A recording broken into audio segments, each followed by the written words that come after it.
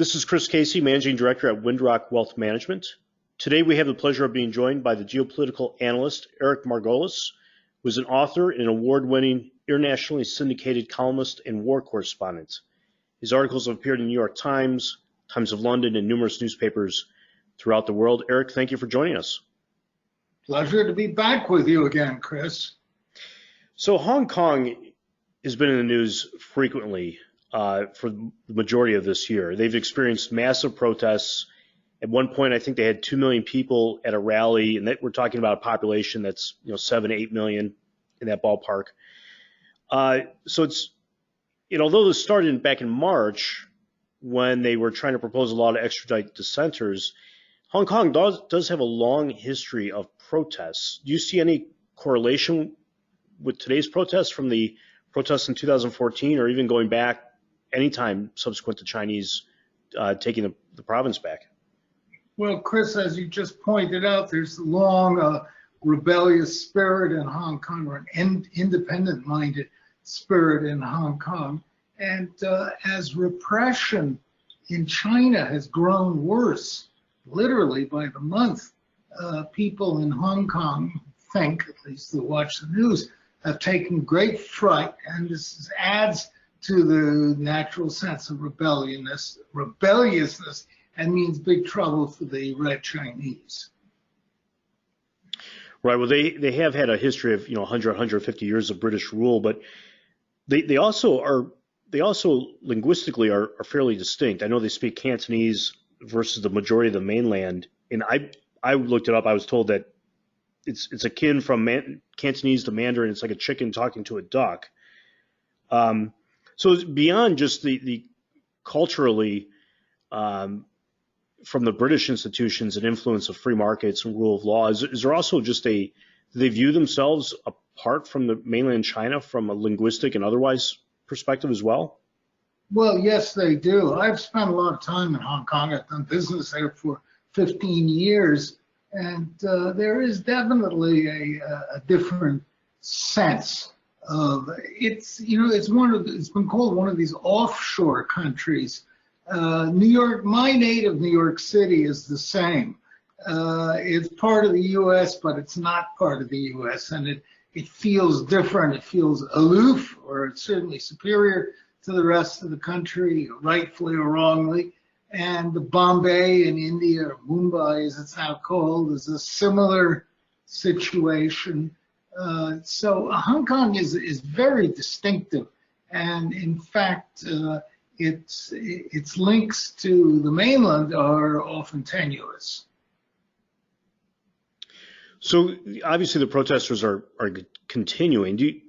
What are they demanding now? Because as I recall, this law about extraditing dissenters has basically been, or at least is no longer proposed. What are they currently protesting about? Do they have current demands, or what are their objectives? I'm not sure, Chris, because once this extradition law was dropped, more or less, there are other press restrictions and police measures imposed by mainland China that are still in effect, that are being rejected by the mainstream, the uprising rioters in Hong Kong. But most of their anchor and action now is focused on Carrie Lam, the Chinese, mainland Chinese appointed mayor, administrator for Hong Kong, and her days look numbered. Well, although they may not be great at expressing their objectives, they certainly seem like they're masters of propaganda, who's ever leading this. I'll give you a couple examples I noticed. One is recently in the news that swole Trump, where they have that picture of Trump's head on Rocky Balboa's body. And it reminded me of the Polish president suggesting to Trump that they name a base after him. I mean, this will definitely incur his favor. And at the same time, we know he would eat that up. And at the same time, they really seem like they know how to get under President Xi's skin, whether it's flying American flags, or they've brought back some version of the Goddess of Liberty from Tiananmen, or actually celebrating Thanksgiving, which I thought was shocking, because I don't believe there's any history of that in Hong Kong. So they seem like they're very good at that. Is there leadership that's doing this, or you think they're just a natural outgrowth of the protests in general? I think they're just a bunch of smart young kids who have sharpened their wits on the internet and are very Western oriented, looking outwards at the rest of the world. They call them the Silicon Valley kids of China in the sense that they're very leading edge. And they don't want any part of Xi Jinping's very repressive China. And who can blame them? Right. And part of that, well, as part of the response, I noticed that the Chinese government just arrested, I believe, two foreign nationals. I think I could be wrong. One was had Thailand citizenship. And it was almost like they were trying to paint this as a foreign influence type protest. Do you think that's the response that they're going for? Oh, for sure. The Chinese have been loudly banging the drums, saying they're foreign elements stirring up the protest. They have asserted that the U.S. is deeply involved in the protests, particularly the National Endowment for Democracy and various other American NGOs, as well as even the Australians who are very interested in what's going on there too. And do you think that's the case? How likely do you think that is? I think it's likely. I don't think that the American government would miss the opportunity to stick it to the Red Chinese, particularly now that relations are so bad with the trade war going on, and there's the growing issue of the repression of Muslims in Xinjiang province in China, where America really doesn't care about Muslims at all, in fact, doesn't like them. But it's become a bone of contention as various American NGOs raise the issue. You know, I didn't think of this until you mentioned that, but it's almost Hong Kong is to China what Ukraine may be to Russia as far as U.S. Political or geopolitical policy. Well, quite right. And the Chinese are right. There is foreign intervention in Hong Kong, not overt, but certainly a little bit under the radar scope. And America is clearly supporting the Hong Kong independence movement, including the U.S. Congress and our U.S. media. Yeah, and these protests, you know, they've gone on obviously for a long time, and they've escalated. So from the standpoint of the police response, you know, it's gone from maybe water cannons to rubber bullets to I've seen reports of rubber bullets that aren't even aimed low anymore. There was a great book I remember reading called The New Emperors by Harrison Salisbury. That's basically a comparison and contrast of Deng Xiaoping and Mao Zedong. And, you know, throughout that book, he always talked about the mandate from heaven that the Chinese regime has. When they lose that from widespread protests, you know, it destroys their legitimacy. So is the Chinese leadership concerned about that? Are they concerned about this spreading to, you mentioned, you know, the Muslim province or Tibet, et cetera? They must be deeply concerned because the uprising in Hong Kong challenges the entire legitimacy of the Communist Party of China, of their hold on power. And it's dangerous because these are young people, angry, riotous young people, and something like this could break out very easily elsewhere in China. We don't know what's going on entirely behind the scenes there, but it's explosive, and it could spark a rebellion at any time. How do you think this ends? Is it going to end in a Tiananmen-style bloodshed, or do you think it'll just die out eventually? How do you see this playing out, or the most likely scenario?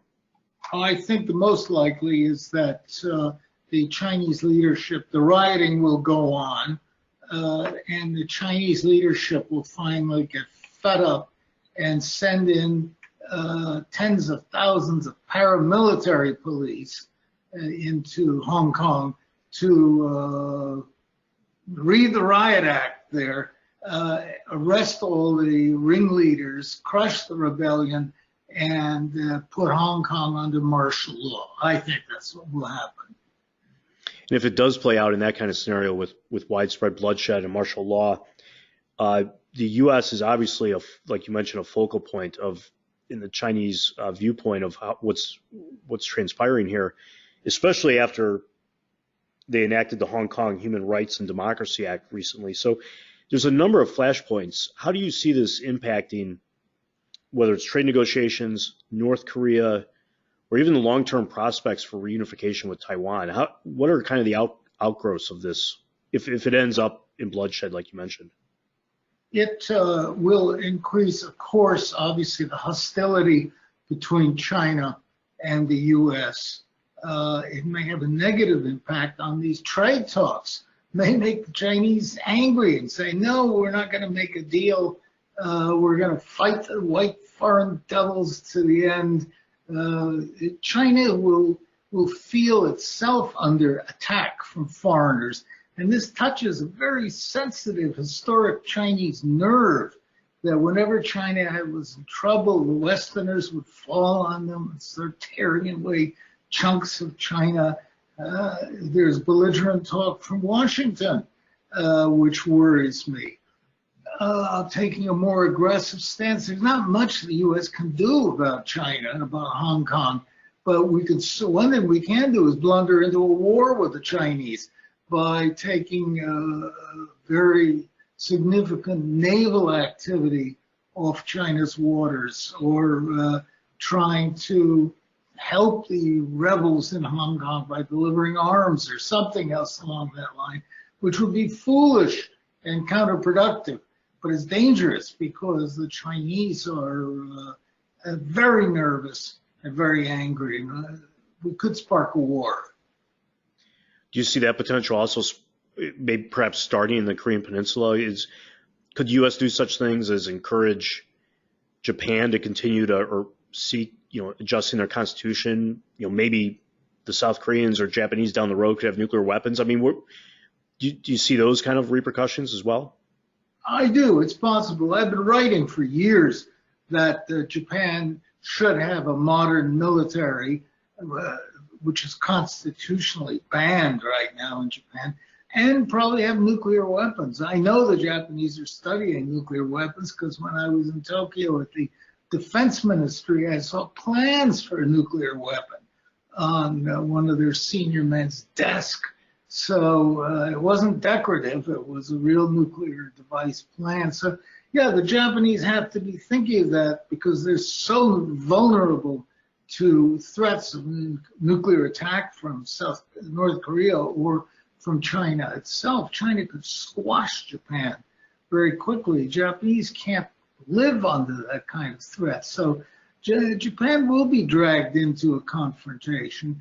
And the Japanese are sort of more or less committed to aid any U.S. intervention logistically, maybe with troops, maybe with aircraft. It's a fraught situation. And South Korea doesn't have a bone to pick with China, but as tensions rise, it's possible that they could rise between North and South Korea as well. Yeah, well, definitely it would seem as though the handcuffs are off for Kim Jong-un by the Chinese if things continue to deteriorate with the U.S. In addition to these geopolitical issues or flashpoints, there's also just an economic risk to China, is there not? I mean, Hong Kong's not as important as it used to be to their overall economy, but it's still a worldwide financial center. And so I imagine property values are decreasing, businesses are probably going under, they're impacted to some degree, and tourism's probably dried up. So how do you see the Hong Kong economy impacting the Chinese economy overall? Well, short term, very badly damaged. Tourism has really been hurt. Who wants to go all the way there to see riots? Things are never as bad when you actually get there, but it scared off a lot of tourists. And the Hong Kong, was like a Disneyland for China And this is China world. This is what China is really like. It's clean. It's competent. You can use the public toilets. Everything works efficiently. People speak English. It's not a police state. It's not like mainland China. It's much more independent-minded and free-spirited. That's what Hong Kong. That's the role Hong Kong filled. Now, and particularly so after the Chinese intervene, which I think is more and more likely by the week, this will be no longer this friendly China image, the smiling face of China. It'll be a dour, occupied territory. Yeah, in addition to the economic situation, there's, and I didn't know this before, but HSBC, I know it arose out of Hong Kong. It's actually, I think, an acronym for Hong Kong and Shanghai Banking Corporation. So it's the ninth largest bank in the world, and I didn't realize until I looked it up, but the top four largest banks are all mainland Chinese. So if HSBC is impacted by Hong Kong, which I imagine it could be a number of different ways, do you see this as a global threat to the banking system in general? Could it impact the Chinese banks, could it impact European banks, et cetera? Well, I've long fretted and been worried that some kind of unpredictable crash in the Chinese economic system could set off a worldwide crisis. We never know how much of this stuff is a house of cards and things are linked together. And we remember the Credit Anstalt in Austria that set off the Great Depression in the 1920s and 30s. So something like this could happen in China. It is totally opaque. We have no accurate figures on China. The Chinese routinely misrepresent figures, particularly in banking. Regarding HSBC, yeah, its feet are in China and Hong Kong, but I've dealt with them too, and they do not strike me as a reliable bank. I've had bad experiences with them, and they're overextended, to put it politely. So yes, something could happen at HSBC, and China's other banks are no better. We don't know what's going on there, and they're very loose with credit.